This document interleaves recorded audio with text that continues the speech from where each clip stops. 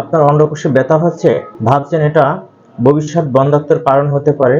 আজকে 1 মিনিটের ভিতরেই আসল সত্যটা জানো।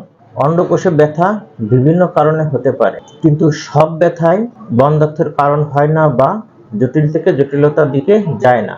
আপনার অন্ডকোষে আঘাতজনিত কারণে ব্যথা হতে পারে, ভেরিকোসিলের কারণে ব্যথা হতে পারে, ইনফেকশন জনিত কারণে ব্যথা হতে পারে, আবার অনেক সময় রক্ত সরবরাহের ব্যাঘাতের কারণেও অন্ডকোষে অনেক সময় আপনার ব্যথা হতে পারে।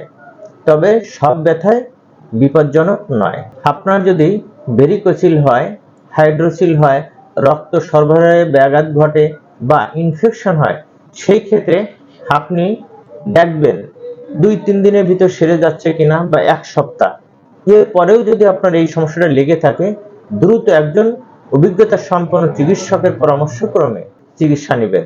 কারণ এই ব্যথাটা যদি দীর্ঘদিন থেকে যায়, সেই ক্ষেত্রে এক পর্যায়ে আপনার অন্ডকোষের শুক্রাণুর সংখ্যা কমে যেতে পারে। কারণ অন্ডকোষ হচ্ছে শুক্রাণু তৈরির জায়গা। অন্ডকোষের কোনো ধরনের রোগ যদি দীর্ঘদিন থেকে যায়, এক পর্যায়ে এর গুণগত মান নষ্ট হয়ে যায়, তখন অন্ডকোষ যে শুক্রাণু তৈরি করে, স্পার্ম তৈরি করে, এটার গুণগত মান কমে যায়। তখন দেখা যাচ্ছে আপনার বন্ধ্যাত্বের সমস্যা দেখা দিতে পারে।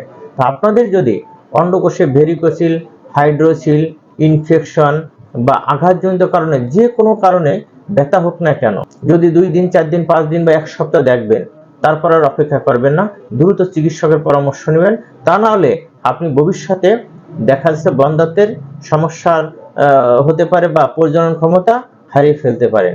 তো এই ধরনের সমস্যা হলে আর দেরি না করে দ্রুত চিকিৎসকের শরণাপন্ন হন এবং আমাদের স্ক্রিনে দেওয়া নাম্বারে যোগাযোগ করে আমাদের সঙ্গে পরামর্শ করতে পারেন। আর এই ভিডিও যদি আপনার ভালো লেগে থাকে, আমাদের চ্যানেলে পরবর্তী আপডেট পেতে দ্রুত সাবস্ক্রাইব করে রাখুন এবং লাইক বা শেয়ার দিন। আজ এ পর্যন্তই। আল্লাহ হাফেজ।